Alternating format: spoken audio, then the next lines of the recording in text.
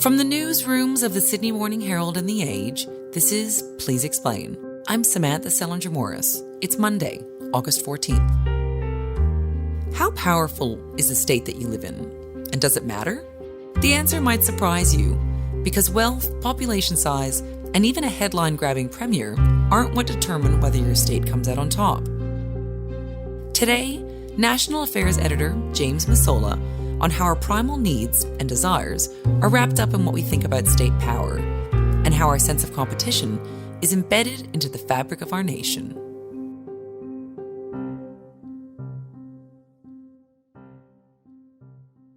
So James, I'm so excited to speak to you about this because you told me the other day that you were sitting in the Senate courtyard in Canberra and a politician from South Australia playfully took you to task for how you ranked his state in this feature that you wrote. And I think this speaks to just how personal this is for people, how their state ranks. So can you tell me what happened? Yeah, it was one of those completely unplanned moments, Sam, when you're sort of wandering through a Senate courtyard.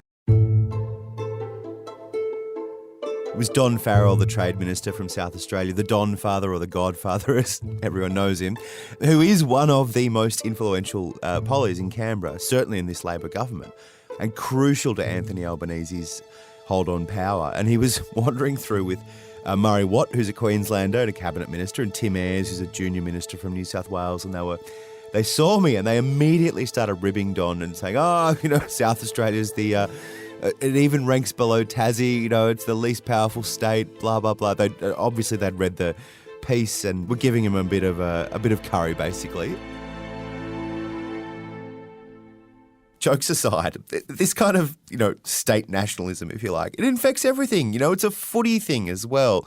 You've got the Barassi line where anyone around below it plays AFL. Anyone above that, it's a northern state, they play rugby league. It infects our culture. It's maybe it's because we are, as a country, so distant from everywhere else. We don't share an international border with any other country.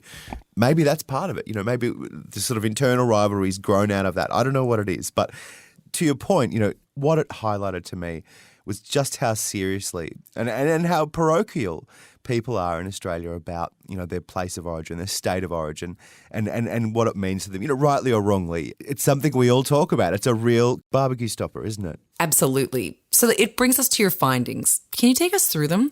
How did each state rank? Yeah, so from top to bottom, I had WA at 1, Queensland 2, New South Wales 3, Victoria 4, and as a proud Victorian by birth, gave me no pride to put us down there. Tassie 5, South Australia 6, the NT 7, and my current place of residence, the ACT, in dead last, unfortunately.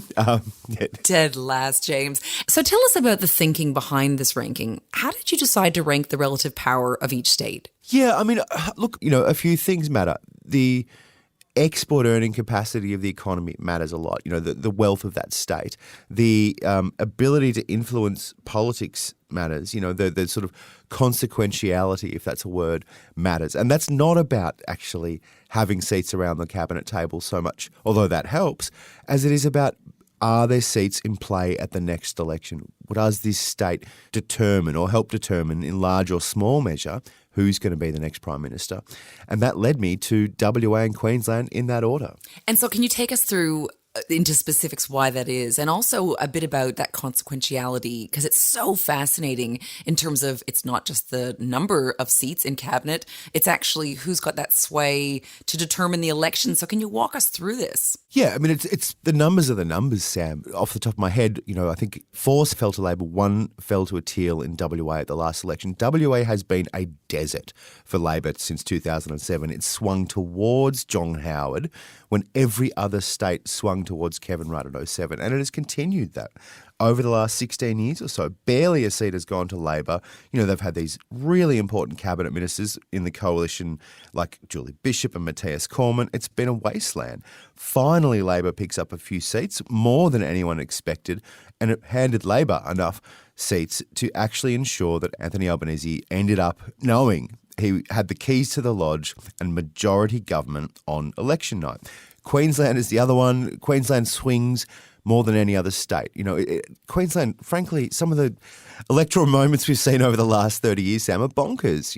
They've had a Labor government at state level, I think, for 6 years since 1990. What's that, 33 years.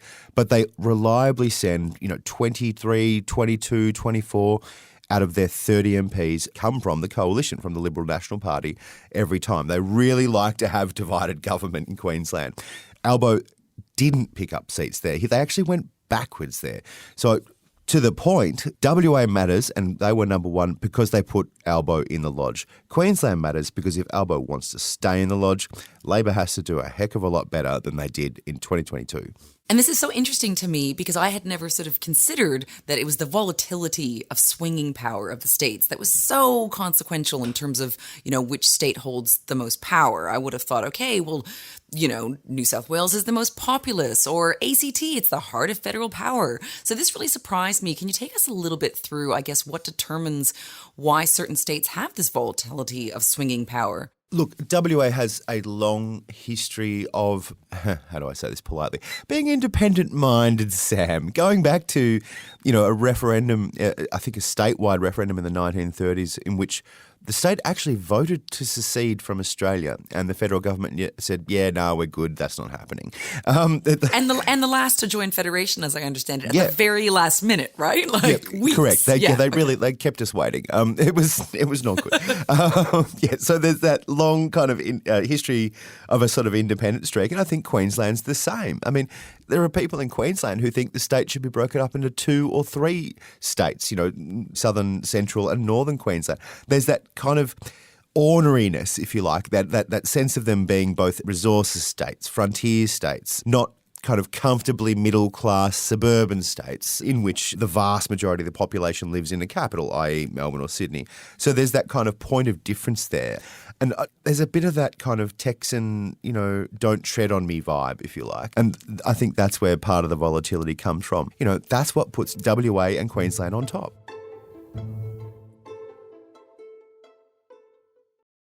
Okay, and so tell us, I guess, then about the really low-ranking states. Why did they rank so poorly? Because it isn't just polling volatility that determines a state's power. What are some of the other, I guess, less expected factors that led to some states doing really well and some states doing very poorly? Yeah, so for me, I had South Australia and Tassie down the order. In fact, I should say Tassie and South Australia. I had Tassie ahead. Both of them are mendicant states, which means they get more money from the Commonwealth than they pay into the Commonwealth in GST revenue, for example. And that's because we have this thing called horizontal fiscal equalisation, which means that all schools and hospitals across the country should be roughly equal. And to make sure that happens, some states get more tax money than others, which I think is a good principle and, not going to be changed anytime soon. So they're down the ladder because of that. I was perhaps a little bit harsh on South Australia because they do have 4 enormously consequential cabinet ministers in Mark Butler, who's super tight with the PM and the Health Minister, Penny Wong, who's even tighter with the PM and the Foreign Minister, Don Farrell, who is factionally the most important person in the right of the Labor Party, plus he's the Trade Minister, pretty important dude, and Amanda Rishworth, who's Social Services Minister. And, that's the biggest spending portfolio. It's something like 1/3 of the entire budget or 2/3 of the entire budget. So these guys matter. But South Australia has 2 seats in play, basically. Liberal Party might get Boothby back. The Labor Party might get Adelaide. That's it. The economy's not what you'd call a powerhouse. And so, that's sort of how they ended up where they are. And I put Tassie ahead of them because they've got Bass, Braddon and Lyons, 3 seats that are in play. They've only got Julie Collins in cabinet. Not the most influential cabinet minister with the greatest of respect, but Labor is going to spend more time concentrating on winning those seats, and the coalition's going to sort of spend more time concentrating on defending those seats. Okay, so I feel like you've taken us through really well WA, Victoria, Queensland there in terms of how they've done. So tell us about New South Wales, because I guess, not to be biased, that's where I'm based, but, you wrote, this was of great interest to me, that since 1991, there have just been 6 years in which the Prime Minister has not come from New South Wales. That is, they're usually from New South Wales in that time. Albanese's cabinet's obviously dominated by people from New South Wales. It's the most populous. So tell us about why it only hit number 3. Yeah, and look, I haven't meant to sort of downplay the importance of New South Wales. They are at 3, as you say. I'm not taking it personally. It's okay, James. They are important. Say, I'm from the ACT. We don't count at all. So, look, yes, you're right. Obviously, the PM every PM going back to Keating, bar 6 years of Rudd and Gillard, they've been from New South Wales. It is the premier state. You know, the economy is more diversified than Victoria, for example. So they've got that kind of services and education exports, you know, unis aspect to the economy. That's going well, but there's some coal, you know, some other natural resources. Like it's a sort of reasonably well diversified economy. The budget is in a much better state than the Victorian budget. So I had New South Wales in third. The reason why it wasn't higher, in every election I've covered going back to 2007, we're told Western Sydney is going to decide this election. Where goes Western Sydney, so goes Australia. It hasn't actually played out like that so much, you know. Certainly 2010, 2013, the sort of big swings weren't predicted. So I take that kind of prediction or that framing, if you like, with a grain of salt. There are seats in play in Western Sydney, but not necessarily the extent that some people get excited about. Okay, and so just to maybe sum up why you did Tasmania and the ACT and the Northern Territory so dirty, James, so dirty. Tell us about this, because one thing I was shocked about, you wrote that ComSec ranked Tasmania as having the best performing economy. This was shocking to me. So explain to us, they had that and yet bad, James. Yeah, well, no, Tassie's not too bad. To all our Tasmanian listeners out there, they're not too bad, you know, and the economy is going pretty well. The NT I had second last. I mean, the NT's obviously got a tiny population, but it's a territory of consequence because it is underdeveloped. It has significant natural resources that are starting to be exported, like gas, you know, through INPEX in the Beetaloo Basin. There's going to be a big political fight that's already underway, indeed, about whether or to what extent we should be exporting those resources. That sort of stuff gets the NT on the national radar. The Territory Minister, Natasha Files, she's determined to get it out there. She's going to find some stiff opposition to that, and I think that is something we're starting to see play out. We'll continue to see it play out. The ACT I had last because, I mean, it's 22 years now of a Territory Labor government. There's no sign of them ever being kicked out of power. It's a Labor Greens government, I should say, not just a Labor government. We send back 3 Labor MPs and an independent who's basically to the left of Labor and close to being a Green. I mean, that's great. That's what people vote for. Good luck to them. But you're not really sort of in the conversation in terms of the ACT, even though we're 500,000 people now, because there's no volatility there whatsoever. And the Territory government can pretty much do whatever they want, like banning, you know, people letting their cats outside or fireplaces or making everyone drive at 40 k's an hour, and they just keep getting elected. So don't even start me on this.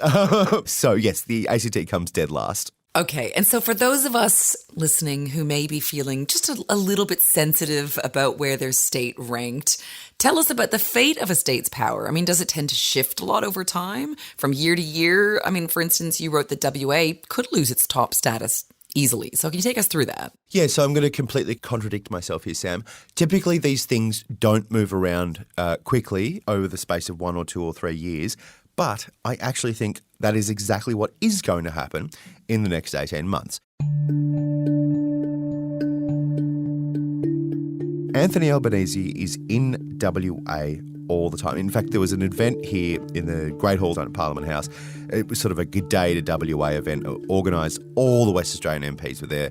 Albanese was there. Dutton was there. There was a lot of telling Western Australians just how wonderful they were. I believe we'll also continue to work constructively with WA to deliver real lasting benefits to West Australians.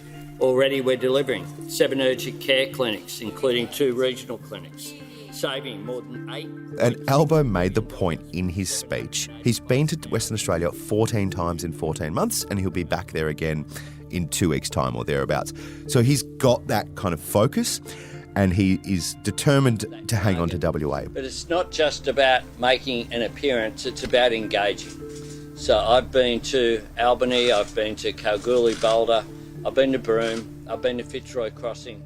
But if he wants to hang on to his majority, and he's got 78 seats at the moment, that's 2 more, I believe, in a 151 member House, if he wants to grow that or protect it, he might lose something in New South Wales. He might lose in Victoria. Queensland is the fertile ground. Queensland is where they need to focus. Queensland is where they're going to focus. Anastasia Palaszczuk goes to election, I believe it's October next year. I think there's a decent chance she loses, and I don't mean that disrespectfully, but she's been in for 9 or 10 years now. That might help Albanese because they've got that Liberal-Labor tension, state and federal.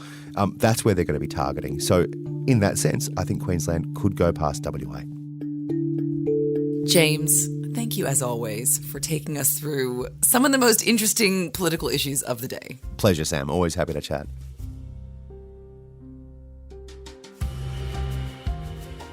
Today's episode of Please Explain was produced by Julia Carr-Katzel, with technical assistance by Debbie Harrington. Our executive producer is Ruby Schwartz.